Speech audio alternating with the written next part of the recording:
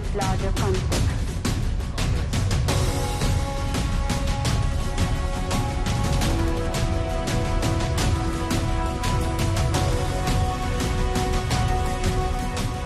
अंग्रेजों के जमाने का एक कानून जो पिछले 75 साल से नहीं बदला, क्या वो अब बदलेगा?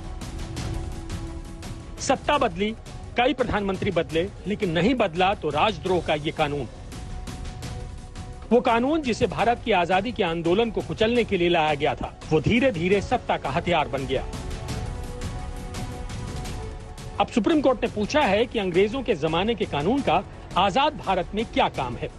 इस पर केंद्र सरकार की अपनी दलील है और विपक्ष के तीखे आरोप। सुप्रीम कोर्ट के दखल के बाद अब सरकार भी ये मान रही है कि राजद्रोह के कानून को बदलने का समय आ गया है, इसलिए इस कानून में बदलाव पर विचार किया जा रहा है। प्रधानमंत्री जी ने जो पुराने कानून है, अंग्रेजों के जमाने से जितने चल रहे कानूनों को खत्म करने का जो प्रक्रिया शुरू किया है, उसमें लगभग 1500 ऐसे कानून है जो जरूरत नहीं है, उनको हमने हटा दिया है।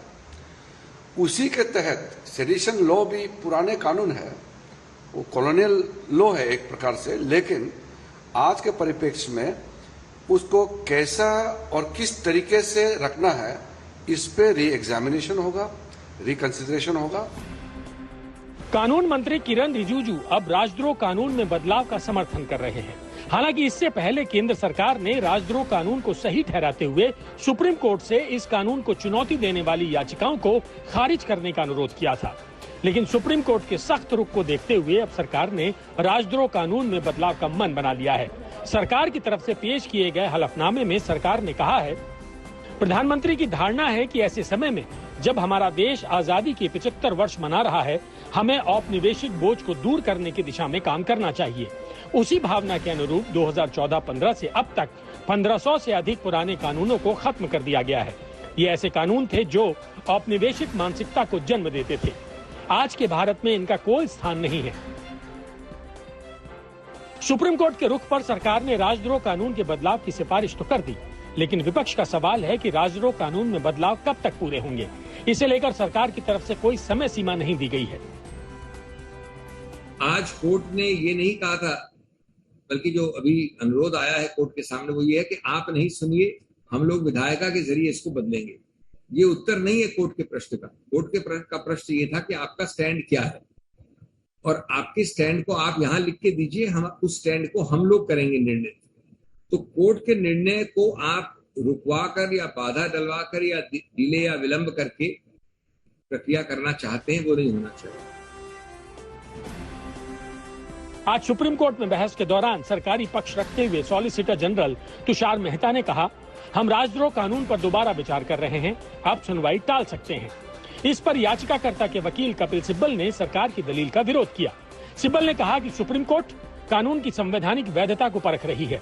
कोर्ट की कार्रवाई इसलिए नहीं रोकी जा सकती कि सरकार उस पर विचार करने की बात कर रही है।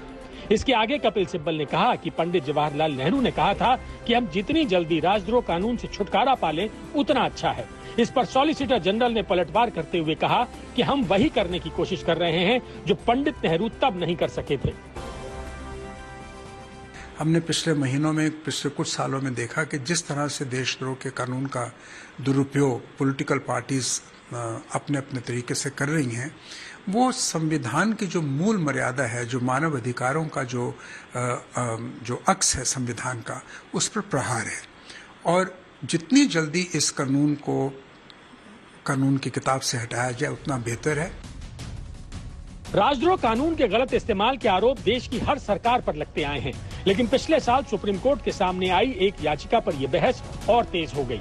सुप्रीम कोर्ट ने सख्त टिप्पणी करते हुए तब कहा था, देशद्रोह कानून का अंधाधुंध इस्तेमाल बढ़ई के हाथ में उस आरी की तरह है जो पेड़ की जगह पूरे जंगल को काट देती है। सुप्रीम कोर्ट ने यह भी कहा था, दुर्भाग्य की बात है कि इस कानून को आजादी के 75 साल बाद तक जारी रखा गया है। सरकार कई अप्रचलित कानूनों को खत्म कर रही है। हम नहीं जानते कि वो इस कानून को क्यों नहीं देख रही है। इस कानून का जारी रहना संस्थानों के कामकाज और व्यक्तियों की स्वतंत्रता के लिए एक गंभीर खतरा है। सुप्रीम कोर्ट की टिप्पणी के बाद कांग्रेस ने राजद्रोह के मामले पर केंद्र सरकार को घेरना शुरू कर दिया। पिछले साल पूर्व केंद्रीय गृह मंत्री पी चिदम्बरम ने एक ट्वीट के जरिए सरकार पर आरोप लगाया था कि सुप्रीम कोर्ट की टिप्पणी के बाद भी सरकार देशद्रोह कानून को निरस्त करने का कोई प्रस्ताव नहीं ला रही है। इस पर कानून मंत्री किरण रिजिजू ने कांग्रेस पर राजद्रोह कानून के गलत इस्तेमाल का आरोप तब भी लगाया था और आज भी लगा रहे हैं। कुल मिलाकर पिछले 75 सालों में हर सरकार पर अपने अपने तरीके से राजद्रोह कानून के इस्तेमाल के आरोप लगते आए हैं, लेकिन अब मामला सुप्रीम कोर्ट में है, इसलिए इसमें बदलाव की चर्चा शुरू हो गई है।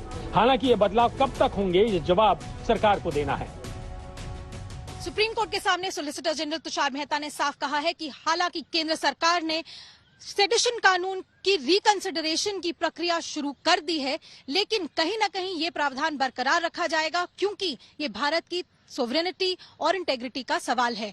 दूसरी तरफ सुप्रीम कोर्ट ने भी काफी सवाल केंद्र सरकार से किए, जिसमें सबसे अहम ये रहा कि अगर आप इस कानून में कोई बदलाव लाते हैं या रिकंसिडर करते हैं, तो जिन लोगों के खिलाफ फिलहाल सेडिशन के चार्जेस हैं, FIR है या जेल में वो बंद हैं, उन लोगों का क्या होगा।